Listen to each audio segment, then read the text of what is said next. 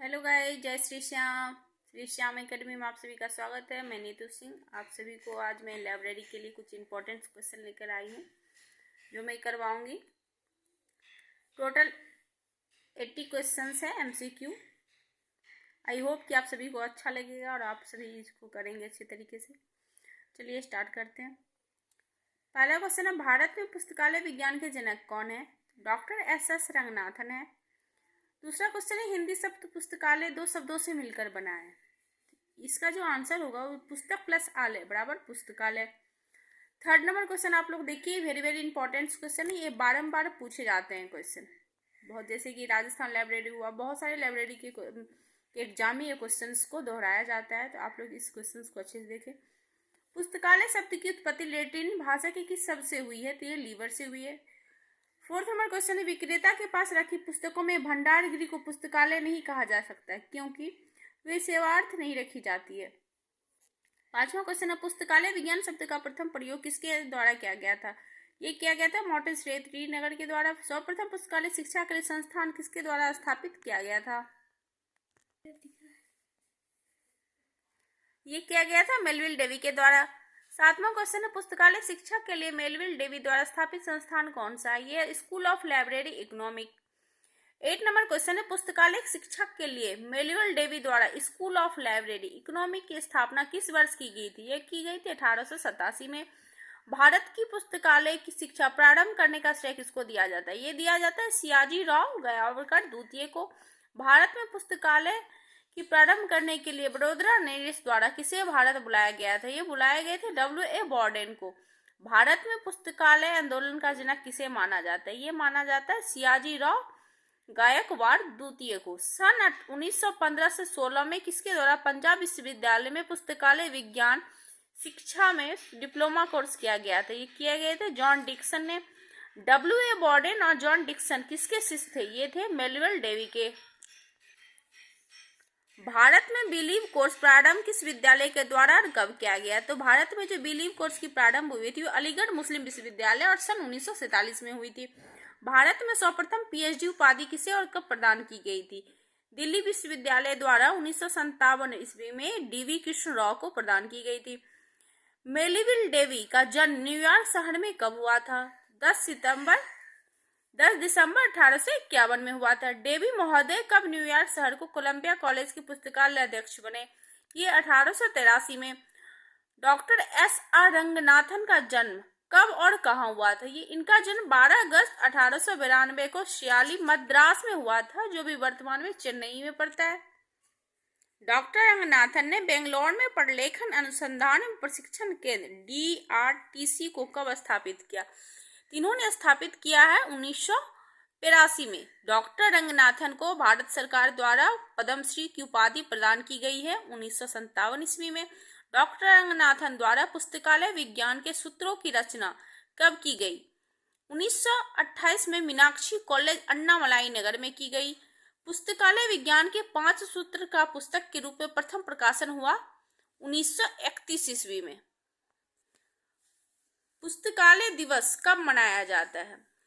Doctor Ranganathan के जन्मदिन 12 अगस्त पर पुस्तकालय दिवस मनाया जाता है। किस वर्ष रंगनाथन की जन्म शताब्दी मनाई गई? 1992 में।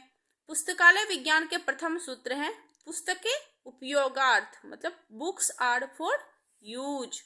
ये प्रथम सूत्र है पुस्तकालय विज्ञान के। जो 5 सूत्र दिए गए हैं ना, इसमें पहला सूत्र यही है। पुस्तकालय विज्ञान की द्वितीय सूत्र है, प्रत्येक पाठक को उसकी पुस्तक, every reader his her book. या पुस्तकें स्वीकार्थ है, बुक आर फॉर ऑल। ये सेकंड नंबर सूत्र है। अगला क्वेश्चन है, पुस्तकालय विज्ञान के तृतीय सूत्र है, प्रत्येक पुस्तक को उसका पाठक, एवरी बुक इट्स रीडर। पुस्तकालय विज्ञान के चतुर्थ सूत्र है, पाठक का समय बचाओ, save the time of the reader. पुस्तकालय विज्ञान के पंचम सूत्र है, ग्रंथालय वर्धनशील संस्था है, library is a growing organism. पुस्तकालय सेवा की त्रिमूर्ति कहा जाता है पुस्तक, पाठक और कर्मचारी को। पंचम सूत्र के अनुसार साधारणतः पुस्तकालय का विकास 2 प्रकार के होते हैं, बाल विकास और वयस्क विकास। बाल विकास से तात्पर्य उस विकास से है जो स्पष्ट दृष्टिगोचर हो, जैसे भवन निर्माण, कर्मचारी की नियुक्ति, पुस्तक की खरीद। अगला क्वेश्चन है, वैक्स विकास से तात्पर्य उस विकास से है जो स्पष्ट दृष्टिगोचर नहीं होता है, जैसे पुस्तकालय सेवा की गुणवत्ता सुधार, तकनीकों का विकास, कर्मचारियों को व्यवसायिक कौशल में विकास। ये सभी पुस्तकालय विज्ञान के किस सूत्र में पुस्तकालय के बाल विकास और युवा विकास की चर्चा की गई है? ग्रंथालय प्रदर्शन संस्था, library is a growing organism, इसमें इसकी चर्चा की गई है। पुस्तकालय विज्ञान का कौन सा सूत्र सीडी रोम की व्याख्या करता है? ये जो 5th लॉ है ना, ये हम जो पुस्तकालय विज्ञान के 5 लॉ दिए गए हैं, जो इसमें 5th लॉ है, ये क्या करता है? सीडी रोम की व्याख्या करता है। मुक्त पुस्तकालय के 3 प्रकार कौन कौन से होते हैं? सार्वजनिक पुस्तकालय, शैक्षणिक पुस्तकालय और विशिष्ट पुस्तकालय। ये 3 जो है पुस्तकालय के प्रकार होते हैं। वैसा पुस्तकालय जो जनता के लिए, जनता को और जनता द्वारा संचालित हो, कहलाता है सार्वजनिक पुस्तकालय। जनता का विश्वविद्यालय किस प्रकार के पुस्तकालय को कहा जाता है? सार्वजनिक पुस्तकालय को।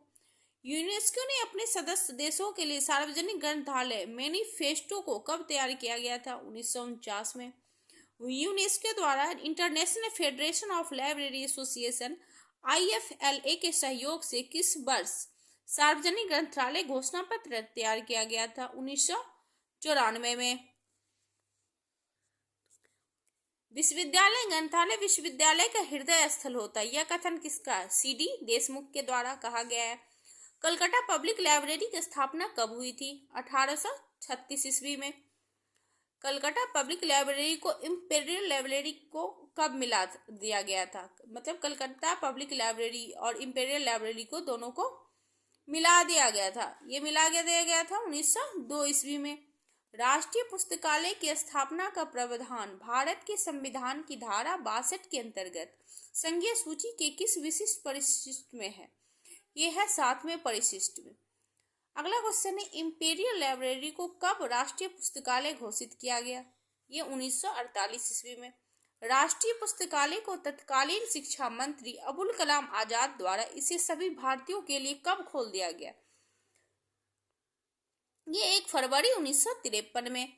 1948 में भारत सरकार ने एक अधिनियम के तहत इंपीरियल लाइब्रेरी ऑफ इंडिया को राष्ट्रीय पुस्तकालय का नाम दिया और उसके प्रथम पुस्तकालय अध्यक्ष बने BS केशवन।